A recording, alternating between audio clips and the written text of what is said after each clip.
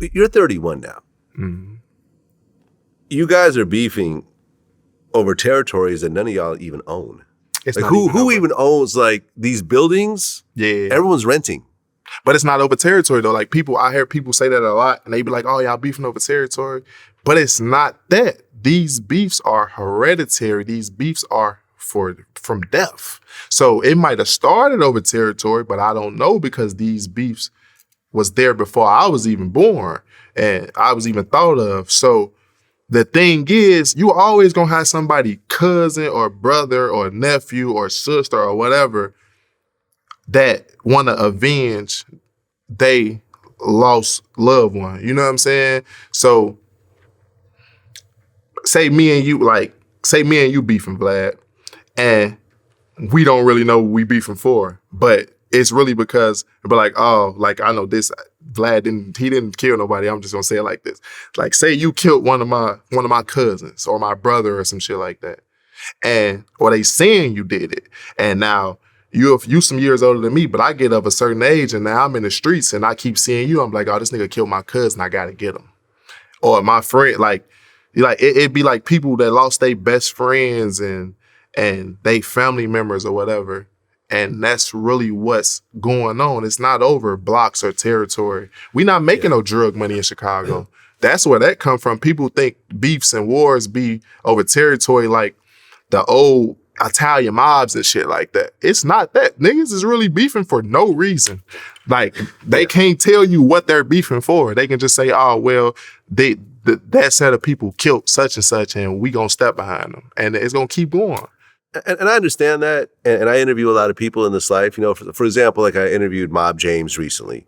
And he told me something kind of interesting where he talks about how he got shot up with a shotgun by this 13-year-old, right? And I said, well, do you know who he is? He goes, no, but I know what gang he's with. Mm-hmm. And I'm like, well, are you mad at him or did you ever want to find out who it is or get revenge? And he goes, no, because I was doing the same thing to their side and it's not personal. Yeah. So I don't care who did it and I'm not mad at him because I've done so much dirt myself and it all just evens out. What set was he from? Do you know? He was from Park Village. Okay. Yeah, Park Village. Do you know specifically who it is? Yeah. I knew what hood they was from. Okay, but did you know specifically who the kid was that shot you? I didn't. So to this day, you don't know who it is? No, it don't matter. Don't matter? No. Okay. Why would it matter? Shit, half of the motherfuckers didn't know I shot them. So, hey, fair exchange, no robbery. I mean, we all knew what we was getting into, what we was doing.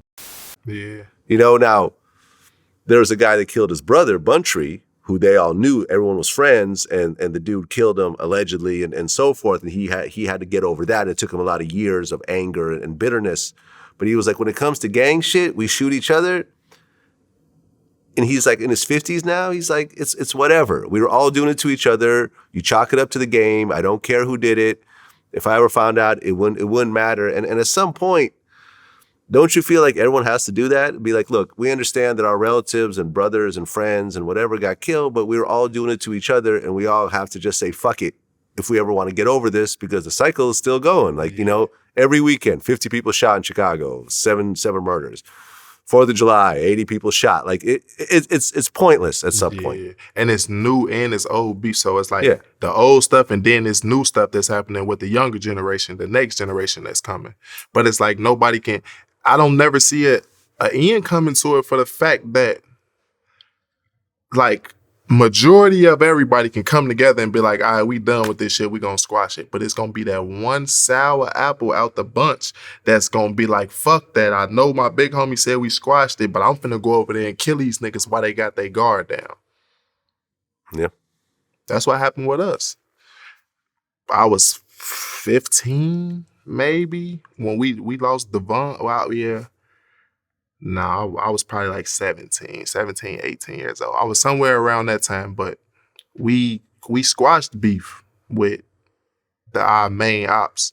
Like, our big homies, my dad, uncles, all type of shit, came together and made us squash the shit. We squashed it, but the next day, they end up killing my homie Devon. The next day. The next day. Wow. And I was there. I held him in his dying last moments. You feel me? Yeah. Like, nigga ran across the street, shot at me first.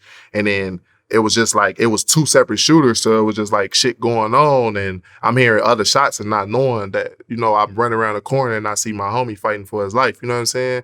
But in my mind, that's why I'm even standing on 61st and King Drive, because that's the midpoint for us. But they just made us squash the beef yesterday. But they already had it set in their mind like, oh, we gonna kill Shorty. So we had our guard down and they came and did that. So, you know, just imagine how much that happened in Chicago already.